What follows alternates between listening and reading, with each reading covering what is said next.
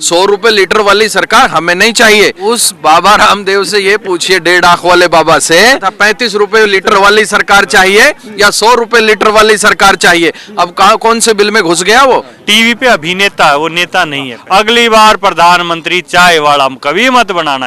अमित शाह के कहने से बंगाल में सरकार थोड़ी ना बनेगी। किसान ने इनको पंजाब में सबक सिखा दिया, कल के देखे ना परिणाम, इनका सुपड़ा साफ होगा। देश हित में तो ये तो हमारी जान भी ले लेगा देश हित में। और अपने यार अडानी अंबानी को असीमित खाद्य पदार्थों पर भंडारण की आजादी दे रखी है। सब कुछ बिकवाना चाहते हैं, हमारा भूख का सौदा करना चाहते हैं। ये सरकार गरीब की थाली से रोटी छीन रही है। अभी तो हमारी जबान से मान ले, वरना दर्द बनकर इनके जहन में उतरेंगे हम। मीडिया से ये पूछो पहले किसान की परिभाषा क्या है। देश हित करना है तो दोबारा भीख मांगने चला जाए। हम ये कटोरा लेकर नहीं आए, अपने घर से राशन सब चीज लेकर आए हैं।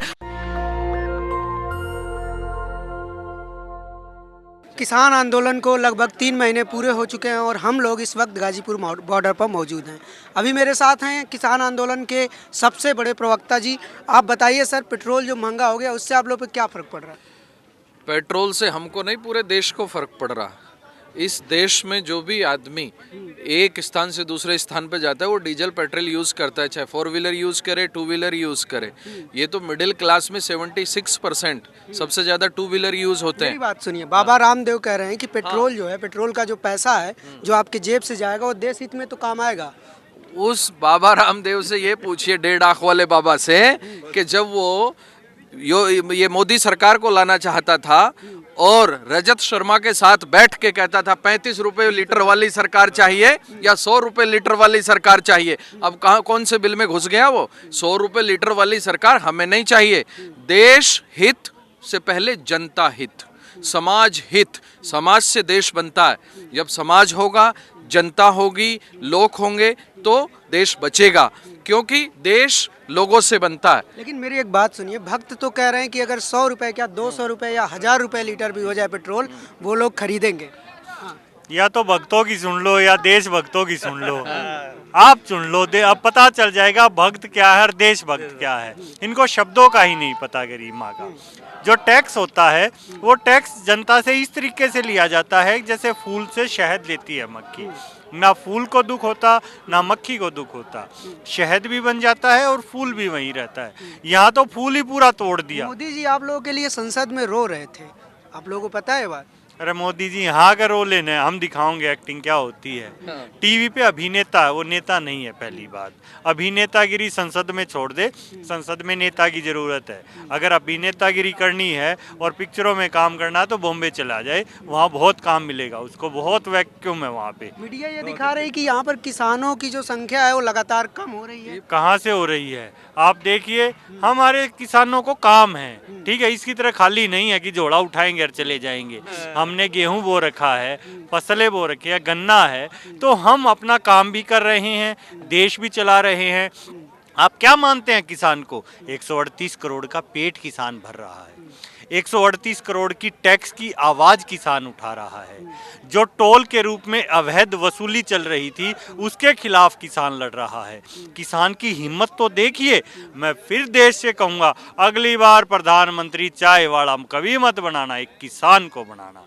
वो आपको खाना भी खिलाएगा, टैक्स से भी बचाएगा। और देश हित क्या होता है ये सबसे अच्छा आपको किसान ही समझाएगा। बंगाल में बीजेपी की सरकार बन रही है, अमित शाह कह रहे हैं, और वहाँ किसानों को 18,000 रुपया दिया जाएगा। हाँ, तो अमित शाह ने तो कहा था कि 15 लाख रुपए हमारे भी खाते में आएंगे। अमित शाह के कहने से बंगाल में सरकार थोड़ी ना बनेगी। सरकार बनेगी जनता के वोट देने से। और बंगाल में भी किसान रहता है। ये पहुंचे तो जरा। किसान ने इनको पंजाब में सबक सिखा दिया, कल के देखे ना परिणाम। अब बंगाल में भी दिखाएगा, उसके बाद उत्तर प्रदेश में भी दिखाएगा। इनका सुपड़ा साफ होगा पूरे देश से। ये ऐसे जाएंगे जैसे गधे के सिर से सींग जाते हैं, और फिर रोएंगे, फिर सच में रोएंगे। अभी तो जो संसद में रो रहे हैं ना, ये नाटक कर रहे हैं। ये नाटक नहीं चलेगा इस देश में। यहाँ पर जो जनता का हित करेगा, जो समाज का हित करेगा। आप लोग ये बताइए, आप 100 रुपए का पेट्रोल नहीं खरीद सकते? नहीं खरीद सकते। 100 रुपए का पेट्रोल क्यों खरीदें, किस लिए खरीदें? ये तो देश पता हित चले। में, देश हित में तो ये तो हमारी जान भी ले लेगा देश हित में। कल को तुमसे भी बोलेगा कि एसेंशियल कमोडिटी एक्ट में मैंने अमेंडमेंट कर रखा है और अपने यार अडानी अंबानी को असीमित खाद्य पदार्थों पर भंडारण की आजादी दे रखी है। तुम भी देश हित में 200 रुपए किलो आटा खरीदोगे। ये लड़ाई हम तुम्हारी भी लड़ रहे हैं। तुम्हारे माध्यम से बता दूं पूरे देश को कि ये लड़ाई 135 करोड़ लोगों की है, जिसका रोटी से नाता है। ये लड़ाई उसी की है, इसलिए सब इकट्ठे हो जाओ। ये देश विरोधी सरकार है, समाज विरोधी सरकार है। क्योंकि नीरज की एक पंक्ति है कि भूखे पेट को देशभक्ति सिखाने वालों, भूखा पेट ना जानता क्या है धर्म अधर्म, और बेच दे संतान तक भूख बड़ी बेशर्म। ये सब कुछ बिकवाना चाहते हैं, हमारा भूख का सौदा करना चाहते हैं, भूख को सेंसेक्स बनाना चाहते हैं। जब भूख पर व्यापार होगा, पूरा खाद्य पदार्थ कोई व्यापारी स्टॉक कर लेगा तो आम जन कहां से खाएगा? उसके साथ साथ मैं तो एक और बात पूछना चाहता हूं सरकार से कि जब खाद्य पदार्थों का इन्होंने असीमित भंडारण दे दिया अपने मित्रों को और इनके मित्रों ने खाद्य पदार्थों का भंडारण कर लिया, एक मिनट, तो भारत में जो 80 करोड़ राशन की दुकानें हैं उन्हें कहां से चलाएंगे? ये इस बात का जवाब दो। ये गरीब की थाली से रोटी छीन रहे हैं। ये सरकार गरीब की थाली से रोटी छीन रही है। ये सरकार जन विरोधी है, देश विरोधी है। और मैं ये बताना चाहता हूं, ये हमारी बात नहीं सुन रही है ना गूंगी बहरी सरकार, इसको सुनना पड़ेगा, वरना दर्द बन के इनके जहन में मानेगी नहीं हम। सरकार? निश्चित मानेगी। अभी तो हमारी जबान से मान ले, वरना दर्द बनकर इनके जहन में उतरेंगे हम और इस तानाशाह को गद्दी से उतार के घर जाएंगे हम। ऐसे नहीं जाने वाले, इससे मनवा कर जाएंगे।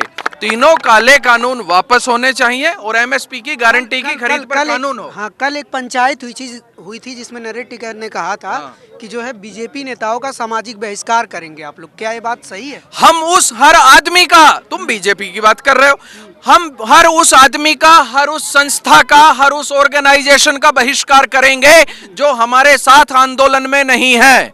हम हर उसका बहिष्कार करेंगे, चाहे वो बीजेपी हो चाहे कोई और हो, हम सबका बहिष्कार करेंगे। मीडिया तो दिखा रही है कि वो आप लोग जो है, आप लोग यहाँ पे हलवा खा रहे हैं, पूड़ी खा रहे हैं, पिज़्ज़ा खा रहे हैं और कपड़े इतने अच्छे अच्छे पहन रहे हैं। आप लोग किसान नहीं है। नहीं, किसान की परिभाषा क्या है? मीडिया से ये पूछो पहले, किसान की परिभाषा क्या है? किसान नंगा घूमेगा सड़कों पर? अरे किसान का बेटा शिक्षित है, सभ्य है, तभी तो पूरे देश को तीनों बिलों के बारे में बता रहा है। और विज्ञान भवन में हमारे प्रतिनिधि मंडल ने इनको बता दिया कि 16 कमियां हैं इस बिल में और सरकार ने स्वीकार किया। सरकार का कृषि मंत्री कहता है हाँ जी हम 16 अमेंडमेंट करने को तैयार हैं। किसान का बेटा शिक्षित भी है और शिष्ट भी है और उसके पास हौसला भी है अपने हक को छीनने का। मीडिया, ये गोदी मीडिया से मैं पूछना चाहता हूं कि किसान की क्या पिक्चर है, ये भी बताना। हम इस मीडिया को भी बताना चाहते हैं कि किसान का बेटा सड़क पे भी है और वो एक दिन संसद में भी बैठेगा। हमारे पहले भी बैठे थे और अब भी बैठे हैं। विपक्ष की लड़ाई भी आज किसान ही लड़ रहा है। विपक्ष कहाँ है? देश की जनता की लड़ाई, जो ये पेट्रोल डीजल महंगाई है, आज विपक्ष कहाँ सो रहा है? विपक्ष की लड़ाई भी किसान लड़ रहा है, चाहे कांग्रेस हो चाहे बात बताइए, आप लोग मुझे एक बात बताइए कि अगर प्रधानमंत्री जी देश हित में 30 साल भीख मांग सकते हैं, फकीरी भरा जीवन जी सकते हैं, अपनी पत्नी को भी उन्होंने त्याग दिया, घर बार त्याग दिया, आप लोग देश हित में 100 रुपए का पेट्रोल नहीं खरीद सकते?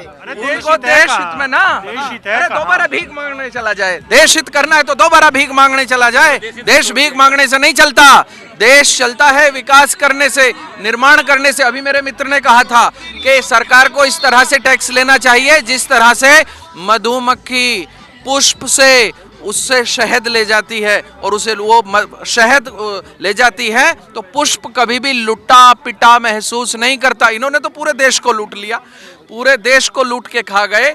देश बचा कहाँ है? यदि ये इसी तरह से बेचते रहे सब चीजों को, रेल बेच दिया, सब बेच दिया, तेल बेच दिया, तो बचेगा क्या? फाइनल सवाल, एक फाइनल सवाल, कौन से देश हित में है? एक फाइनल सवाल मैं लेता हूँ। एक फाइनल सवाल ये है कि आप लोग ये आंदोलन कब तक चलाएंगे? अब तो गर्मी भी आ गई है, अभी तक आप टेंट में रह रहे थे, अभी आप इस टेंट में गुजारा बहुत ही मुश्किल होगा। आप लोग कैसे करेंगे?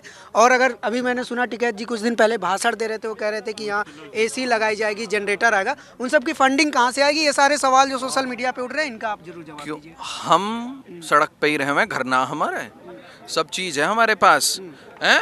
हम आवारा हैं, देश के नहीं है, हमारे पास खेत नहीं है, क्या नहीं है। एसी का मतलब क्या, किसान नहीं रह सकता क्या एसी में? किसान क्यों नहीं रह सकता? मैं यहाँ आया हूँ ना, तो अपने हिस्से का आटा लेके आया हूँ ना, अपने हिस्से का पंखा लेकर आऊंगा ना, यहाँ अपने हिस्से का बिस्तर लेके आऊंगा, अपने हिस्से का एसी लेके आऊंगा। यहाँ जितने लोग खड़े इनसे पूछो, सब अपने अपने हिस्से की चीजें यहाँ लेकर आए नहीं आए? हम यहाँ कटोरा लेकर नहीं आए, अपने घर से राशन सब चीज लेकर आए हैं। हम यहाँ कटोरा लेके थोड़ी आए हैं, इसकी तरह झोला लेकर आए और चल देंगे झोला लेकर देश बेचकर, ऐसा नहीं होने वाला। और ये आंदोलन कब तक चलेगा, इस बात का जवाब है सरकार के पास। सरकार आज हमें घर भेज दे, तीनों बिल वापस ले ले, एमएसपी की गारंटी की खरीद का कानून बनाए, हम तो अभी भंगड़ा पाएंगे और अपने घर जाएंगे। हमें इसके दीदार की कोई इच्छा नहीं है, ये तानाशाह का दीदार नहीं करना चाहते। चलिए, तो ये हमारी गाजीपुर हाँ, ये थी हमारी गाजीपुर बॉर्डर पर किसानों से बातचीत। इनकी भी बात सही है, सरकार को भी इस पर ध्यान देने की जरूरत है। और कैमरामैन आशीष के साथ मैं अनमोल प्रीतम, गाजीपुर बॉर्डर, दिल्ली। नेशनल दस्तक की आपसे गुजारिश है कि अगर इसको बचाना चाहते हैं तो नेशनल दस्तक को सब्सक्राइब करने के लिए रेड कलर के सब्सक्राइब बटन को दबाएं, फिर बेल आइकन की घंटी दबाएं। नेशनल दस्तक को बचाने के लिए बहुत जरूरी है कि हर खबर को शेयर करें, लाइक करें, कमेंट जरूर करें।